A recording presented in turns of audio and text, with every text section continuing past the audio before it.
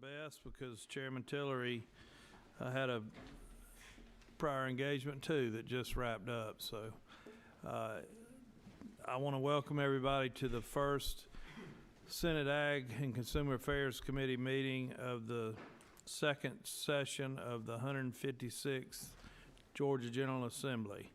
And if Senator Jackson doesn't mind, I've asked her to open us with a word of prayer.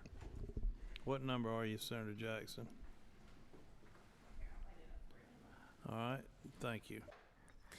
Let us pray. Gracious and loving God, we thank you for this opportunity to gather with one another to make laws that better and further your people. We ask that you would guide us and give us wisdom to make laws that allow our business to be conducted fairly across this state. And we pray especially for those who grow our food, who farm and make things that we might wear and eat. We ask that you would bless them. We thank you for all your gifts. Amen. Thank you, Senator Jackson. All right, we've got two bills on the agenda today, and then we need to appoint a member to the Georgia Propane Gas Association. Chairman Tillery, are you ready, or you want us to do the propane thing first so you can catch your breath? Thank you, Mr. Chairman. Whatever you'd like to do. Reading does sound like a good idea right now. Okay, well let's skip down, and a couple of years ago, I think I carried the legislation in the Senate. We established a Georgia Propane Gas Association, and the House has appointments to the board of the association, and the Senate Ag Committee, the House Ag Committee, and the Senate Ag Committee have appointments. Two members of on the board, I think sold, or at least one I know, sold their business, maybe two. So they are no longer want to serve on the board, and so we have an opportunity or a duty today to appoint a new board member. And Mr. J. Roberts is here. He represents the Georgia Propane Gas Association. He met with their members and their board, and they've made a recommendation to us to appoint Mr. Anthony Clifton. I don't know Mr. Clifton myself, but there's a little bit of information in your folder about him. He's been in the industry over 25 years. He began with Georgia LP Gas in Manchester, Georgia, a multi-generational family-owned company since 1994. Now he's with Ranger Propane, and he's been active in the association for a number of years. In fact, he was president back in 2006. So that's the recommendation from the association, and if I'll open the floor to see if I guess I need somebody to nominate him. I'll nominate. All right, and a second. Second. All right, Senator Burns. Any other nominations? All right, nominations are closed. Any discussion? No discussion. All in favor of appointing Anthony Clifton to the Georgia Propane Gas Association Board signify by saying aye. Aye. Any opposed, like sign. All right, it carried unanimously. Russ wanted to know if he could get him some cheap propane. All right, thank you. All right, next up, we've got our esteemed Appropriations Chairman has two Senate bills he's going to present to us today. They're somewhat related, and these fall under the Consumer Affairs category. We're Agriculture and Consumer Affairs, so Chairman Tillery, the floor is yours. Thank you so much, Mr. Chairman. Would you prefer I start with one or over the other, or take them numerically? Okay. The first one is Senate Bill 363. It amends Title 10 of Georgia Code, concerning the Fair Business Practices Act of 1975. I don't know how many of you up here, I've talked to some of you individually, you have your own LLCs or your own incorporations, and you know that the Secretary of State requires that you renew those every year for $50. Excuse me, I'm sorry, the steps have wiped me out. We were at the announcement downstairs with the governor announcing over $300 million into rural broadband, and so making it from there to make it upstairs. I hope that I hope the broadband runs faster than I do, because it is I am wiped out after that one. So I apologize if I'm breathing way too heavy. But back to the annual renewals, we've done several things with those annual renewals since I've been here in the legislature the past 4 or 5 years. The first was we took and said that you could file that renewal one time and it could be good for 3 years. We made that change. We also made a change last year to some things that we thought were unscrupulous business practices, where folks would mail out forms that look something like this and say, hey, you've got to do your annual registration, or you've got to buy these labor forms, and they cost, this one right here, these only cost $84. But as you know, that $84 isn't what the real charge is. It's really $50. So this guy's making $34 off of sending out something that looks like a state form, thinks that it's a bill. Marcus Wiedauer in the State House carried a bill last year that said if you're going to do something like that, you have to have in, I think it's 16-point hellevatic font. This is not a Georgia bill. It's not related to the Secretary of State, et cetera. And I'm going to show you that these are just the ones I got in January, right here, for me personally. And none of them have that hellevatic font, by the way. And I mean, they're extremely misleading in my personal opinion, and I think they would be misleading to other Georgians who don't necessarily get to work with the legislature every day. So what I asked Legislative Council to draft was to go into this bill and say, look, if these folks aren't following the law, what's the penalty for that? And there was some confusion about what the penalty would be. It looked like it would be whatever damages you had incurred. So what are your damages for doing this? Well, if you paid this guy $84, I guess your damages are $84. No one's ever going to shut this thing down over $84. But they will shut it down if you provide a $100 violation and you allow those to be piled together in what's called a class. So that's what this bill does. It says if you're going to act outside of Georgia law concerning mailing out these labor posters or these renewal posters or letters that say that making Georgia citizens think they owe this. And one of these was brought to me, by the way, by a doctor, a medical doctor, who had a plane in an LLC. And he's like, hey, you're my attorney who did that LLC. I need to pay this bill. Will you go take care of this bill through your LLC stuff and bill me for it? I mean, these aren't uneducated individuals. These are usually highly educated individuals, but the forms are that misleading. So I think it's a step we need to take to further protect Georgia citizens from business practices that have been unscrupulous at best and have skirted Georgia law, including the laws that we passed last year. So that's the presentation, Mr. Chairman. I appreciate the committee's favorable consideration of that bill. Thank you for bringing this, Chairman. I've worked on this with Representative Wiedauer, and I had a county commissioner, actually, former county commissioner, called me up last year, I think, and asked me why we tripled the corporate registration fee. And I told him wasn't aware that we had done that. And he brought one of those into my office, and it was $150 on his, so you're getting kind of a deal at $83. Anyway, thank you. I see we have a question. It won't light up. It's one, but it won't light up. There's a good joke there, Mr. Chairman. Mr. Chairman, thank you. Mr. Chairman, I'm just curious, that you make sure I'm on this right. The yellow sheet that you showed us, if they send out 5,000 of those, each one of those could be a $100 violation.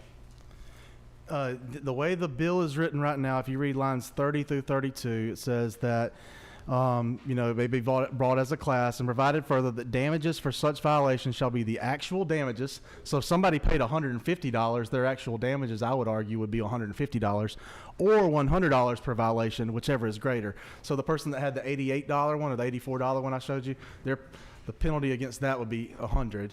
But if it was more than $100, it could rise higher, if somebody billed higher than that. It was meant to set a penalty that would make someone not want to do this. I bet I've got 25 on my desk, seriously. So I know exactly, I wish it was higher. Thank you, Mr. Chairman. All right, any other questions? The question, just gonna comment, thank you for bringing up this bill, because I was in the business for a number of years, and I used to get hundreds of this, and I did not knew what I could have done, you know, and thankfully I never paid it, because anytime I look at bill, I just want to make sure, you know, it look like it's not for government, you know, but I'm sure a lot of people, you're gonna help a lot of small businesses Thank you. that are not educated. Thank you. Thank you. Chairman Burns? Mr. Chairman, Senator, if these are assessed against a violator, to whom do they pay the fee? So it creates a civil action. So the civil action. So the beneficiary would be, Yeah, so there's not by doing it as a civil action, we're not creating another state government entity that goes after these folks. We're not adding the burden to an attorney general, et cetera. We're just using Title IX to enforce Georgia laws. So- Title IX would be the Civil Practice Civil Act. Practice Act, and it would be a Yes, sir. class action suit, and it would be remitted to the claimants. Yeah, Thank it could be. Yes.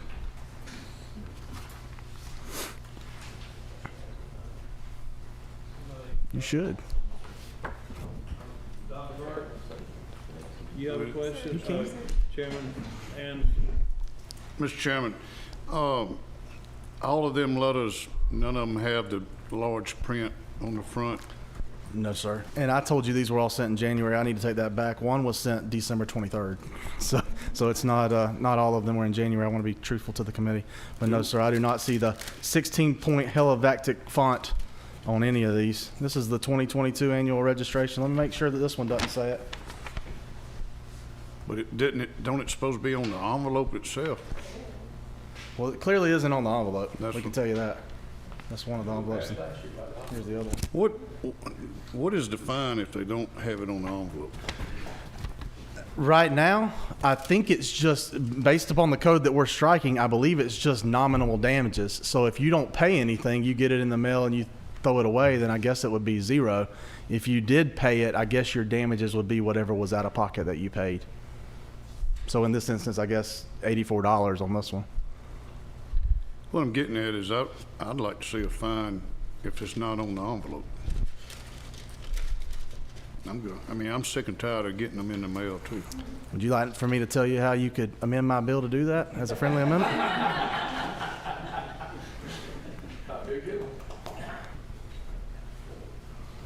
Would you consider, It actually says it. It does, it's on line 23. Sorry, line 23 does say on the front of the envelope. So we did take care of that. but what's the fine? The fine would be the same at the bottom. Fines for such violation in line 31. Okay. Mr. Chairman. yes, sir. Mr. Chairman, can the fine be increased? Is $100, where did the $100 come from? Could it be more? Yes, it came for us writing it in on line 31. I got that, but I mean, could it be more? It's all up to the if the committee thought so. I mean, I understand that the committee is in charge. So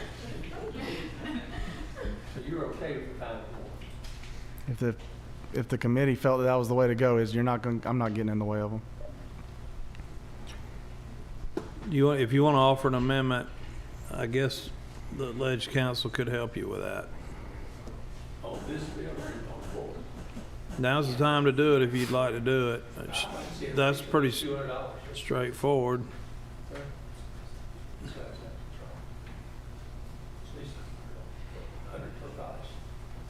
I'd say $200 per violation, no, that's just my thought. I like to see the committee think. I don't want to call Chairman Bill any problem. Not causing me any problems. Just make sure you. All right, you so feel we have a motion to amend it to the bill to $200, the fine. Okay, and we have a second. All right, any discussion? Mr. Chairman? Yes, ma'am. Sorry. So can you just, I don't have expertise in class action suits, and so can you walk me through this, how this will work? So I get a solicitation that's in it, that doesn't have the thing on it. I don't pay it. because I have been in this meeting, do I get to be a part of the class action suit and get the $200, or do I have to pay it? I have to pay it and then find my other friends who also paid it and then be a part of the class action suit? I'm just curious about how this works logistically to actually protect the consumer. Yeah, so Mr. Chairman, this might take a little bit longer to explain if you would indulge me. Lines 26 through 32 are your penalty provision. So what we have provided as the penalty is failure to comply with these provisions of the law, and the provisions of the law say that it has to be printed in this way. So if you don't comply, you're violating the law, and then our penalty provision is enacted, the way I read that statute. So at that point in time, you would be eligible for the class, which is why I think the violation is $100 per violation, or whichever is greater if you had more out-of-pocket expenses. So in the instance that I believe one of your committee members said they were told $150, or the chairman's constituent was told $150, that individual's damages in that case would be $150. So what you then have to do is, class certification is not an easy task. I've actually never certified a class. I'm not a class action lawyer, but I do understand that if you only have $100 damages, that what's going to happen is, you know, business owner Ramen is going to say, I don't decide to pursue this action. I'm going to, you know, forget about it, whatever. And that's cool. And that's exactly what those companies are counting on you doing, is saying it's not enough for them to care to come after us. And there's about 10 other people out there who are not quite sure if this is a bill or not, and they're going to pay it. And we'll make our margins on the ones that pay it, and we'll take the 46 cents that we lose per everything we send bulk mail and just throw it in the trash, and in the end make a profit. So if you don't create the mechanism to stop it, then it's just going to continue. So just follow. So Senator Tilley, if I receive that bill that's not compliant, and every one of us receives it, then we can get together, file a class action suit, and let's say they sent 5,000 solicitations, they would be on the hook for 5,000 times 100, which I should be able to do. Yeah, Is that right. what you're saying? That is what it do. There's a little bit more complication to it, because you're not able to just get around with your friends and say we're the class. You have to prove to a court, and a judge has to certify that you are representative of the class, actually. But I know that many of you wanted to be on the Ag Committee so that you weren't on the Judiciary Committee, so I won't drag you through too much more of that. But that you would have to use the court system has to certify that you're actually representative of the class. You can't just get around with 9 of your drinking buddies and decide that, you know, y'all are gonna make a weekend of it. So my question for asking that is, so then is this actually the deterrent that we're trying to create? Will this actually deter a company from continuing to send us these false mail? I think that it raises, companies are in the business of analyzing risk. Whether you're a law firm, or you're an insurance agency, or you're making cobblers, you're analyzing your risk. And I think what this does is raises the risk specter on companies that wish to operate in this manner, that I think is fraudulent and unscrupulous to Georgians. All right, we have a motion and a second on the floor. Chairman Anderson, do you have a question or further discussion? I want to go back to the print not being on the envelope. Forget about what's in the envelope. How do we find that company, if it was a $200 fine, how do we find them $200 for not just having the print, not having the print on the envelope? So on the envelope, Do we have to go through the court system to sue them, yeah. file suit with a lawyer and? Yes, sir. I don't know any other way you can do that other than to set up a state agency that just went after these things, and I don't think that that's the best use of state funds. But it does say on the envelope that the words has to say solicitation on the envelope. Thank you.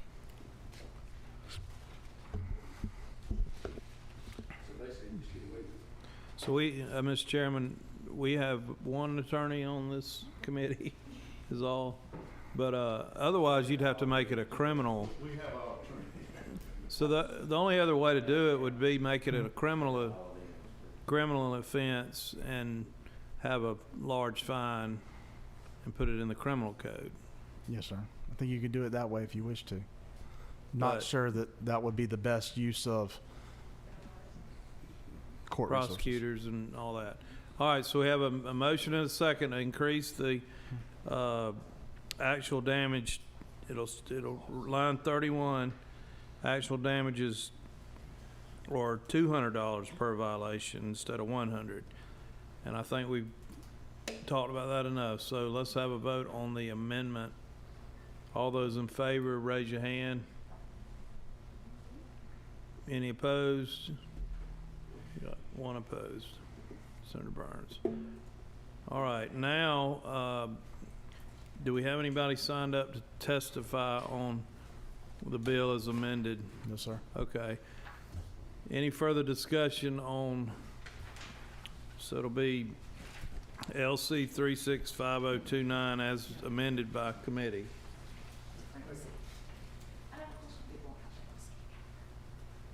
Excuse me. Don't use this LC. Don't use the LC. Okay. So it's just So Senate Bill 363 as amended. gonna, it's gonna be as passed by substitute. Okay. Any further discussion? All right. So I'm a little concerned about the word solicitation. Many of us sitting here are well educated, but I think that many of the people who are being bamboozled by these things may not know the word solicitation. And so if we're trying to kind of cue off, this is a scam, I wonder if we might use a different word that's not an 8th grade level word.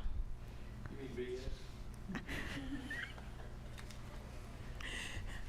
Senator, again, I realize I serve at the pleasure of the committee, and I don't, whatever word you'd like to suggest. Senator Jackson, so the envelope is the only thing that just says solicitation. If they open it and read it, it's supposed to have all of that language from line 19 to 21 on there, which I think Will makes it clarify more it. clear. Okay. To me, it does. Fine with me, sir. All right, let's vote on this thing.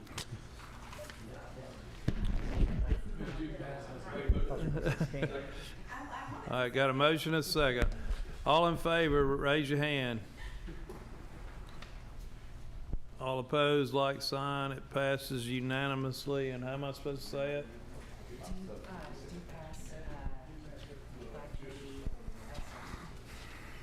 Do pass by committee substitute. All right, thank you. All right, very good. Now Senate Bill 364. Thank you, Mr. Chairman. Senate Bill 364 actually came out of a lot of constituent concerns that you probably had in your districts as well. First started with calls about, someone called me back and said I called them. Turns out it wasn't me that called them at all, but someone had spoofed my number potentially to call this entity or call this individual. So we started trying to do a deep dive to figure out how that was happening. And you may have seen that too, where you get calls that look like they're from your home area. The Georgia do not call list is pretty clear. You put your number in, folks are not supposed to call you. Federal law actually takes and goes even further with cell phone calls, and if you can call or not call a cell phone. But what we realized was the companies that appeared to be doing this were not U.S. based. So if you wanted to go after them to enforce your rights under the do not call list, then you would be suing in a foreign jurisdiction, whether it be India or China or some other foreign jurisdiction, to stop the harassing phone calls you were receiving. So started trying to figure out, how do you tie that back? And that's where this bill came from. It takes and says, I don't want to name a company specifically, but if we were to think of one that maybe sold you an extended warranty on your car, and they kept calling, and all of a sudden I see the green lights going off everywhere now. If you were extended warranty on your car and it was actually a U.S. company that had the insurance for that warranty, but used a foreign company to call you, what this bill says is that company can't avoid and evade the Georgia Do Not Call list by contracting with somebody outside the U.S. that you can't get to and sue. It puts what we call third-party liability on the entity that was wanting the call in the first place. So how we did that was went through the code, and where it says no person shall knowingly, we added no person or entity shall, and then we struck the word knowingly, so that if you hire a company to go do this for you, you're responsible for their actions. It is a reach of a bill, but I do think that if you've had it happen to you once, you've had it happen to you 10 times. And I think it's a fraud that's being perpetuated on our senior citizens, and it's time that we take a drastic stand to slow it down or stop it. Not only is it annoying, this crosses party lines, gender lines, racial lines. This isn't one that if you pass, you're going to go back home and somebody's going to be mad at you. I can promise you that.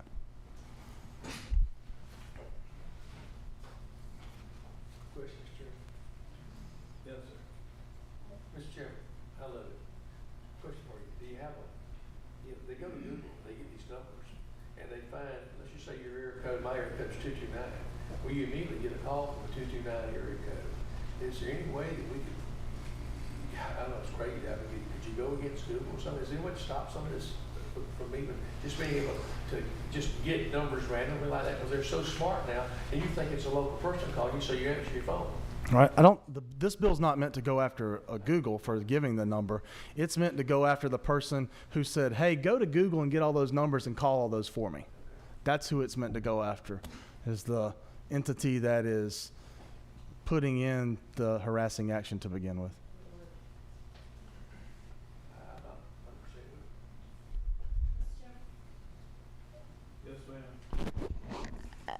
Thank you, Mr. Chairman, for bringing this. I appreciate it so much. I'm curious as to why this is a criminal matter as opposed to a civil, like in your previous bill. They're both civil. Nope, this one says guilty of a misdemeanor on line 101. 100%.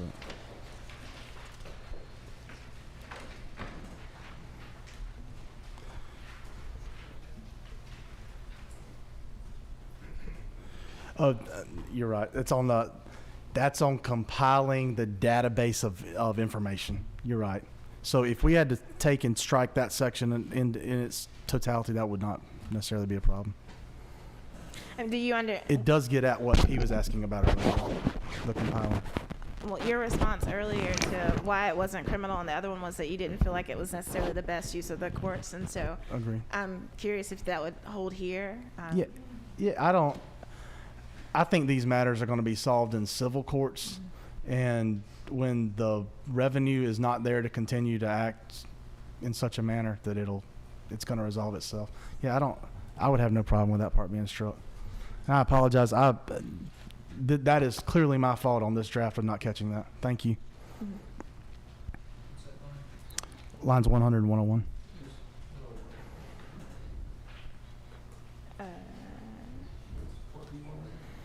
So I'd like to amend it to make that a civil penalty with a maximum fine of $1,000. I'm looking to General Counsel this is line 101.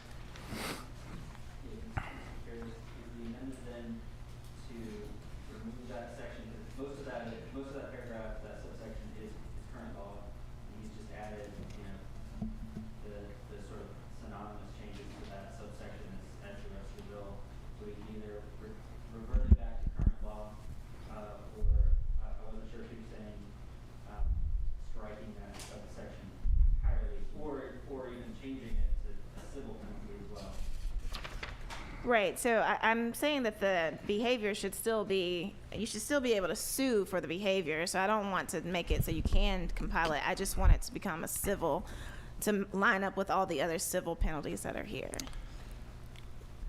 Does that make sense? Yeah, I think I know why it is that way, Mr. Chairman. it looks like, Senator, that so this is current law, that it's currently a misdemeanor for knowingly compiling and disseminating the numbers that are found on the Georgia Do Not Call list. So that is criminal right now, and that is, so if we struck that, you would be striking what's currently already a crime. Is that, and that might have. So. Get our resident committee attorney involved. Thank you, Mr. Chairman. My understanding of what your intent is in the state of Georgia right now, there's a do not call list, and there are penalties for calling people who are on it. But companies have basically found a loophole by outsourcing the calls to foreign corporations, or if they call from outside the state of Georgia, even though they're directing those companies to call these people, they're able to contact people who are on the do not call list by just calling from outside the state. And what you're trying to do is create a civil penalty and to make sure that the criminal penalties that are already in existence align with that. Is that my understanding of Yes, the bill? sir. Okay. So this just basically closes the loophole that people have found. That's the intention, yes, sir. And if we wanted to do away with the criminal section of this, just in my opinion, I think it may be more advantageous to have its own piece of legislation. Would you agree with that?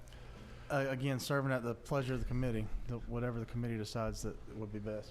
Yeah. So. Thank you. Senator Jackson, does that help any, or do you still? We can move forward.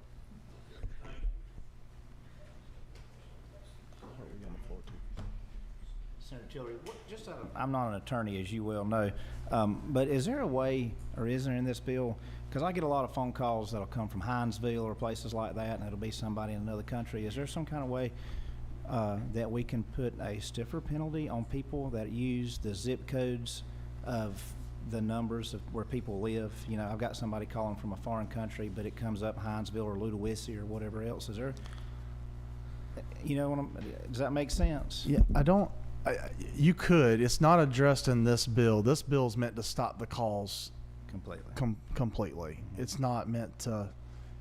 It will end your issue, because if the calls stop, then your issue stops. But it's not tailored specifically towards the spoofing. It's tailored to get back at the originator of the phone call, even if they're using an intermediary to make it harder to find them. Because I've got a constituent back home that calls me every 2 weeks talking about this, so you're going to make him very happy. But I was just curious as to that. That's one of the biggest complaints I hear, not only about the calls, but the fact that the calls come up looking like it's somebody that you know lives in your area.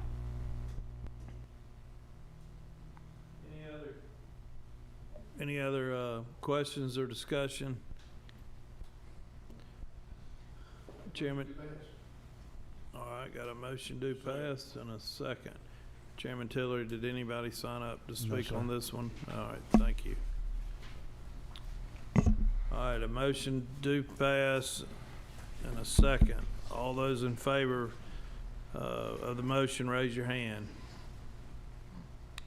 All opposed, like sign. That passed unanimously also. And that one is LC 364914, right? So that's due pass. Thank you, Chairman Tillery.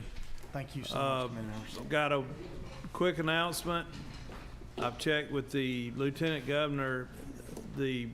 For those of you in the audience, I think the members of the committee already know this, but the Senate won the coveted Legislative Livestock Showdown in 2020. So the trophy is going to be brought back to its rightful place in the Senate.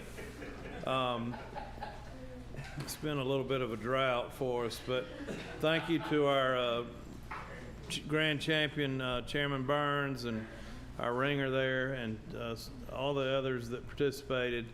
So a week from Friday, what date is that? I think the 15th, maybe? We're going to have John Bullock Day in the Senate.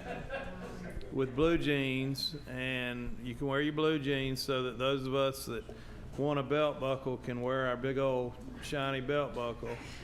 And Commissioner Black is going to present the trophy to the Senate. So Make sure the House is here to observe. we'll have a good time with that. So I wanted to tell you ahead of time in case you want to bring your blue jeans for next week. But anyway, we are going to meet Thursday. If there's no other business to come before the committee today, we will stand adjourned. Thank you.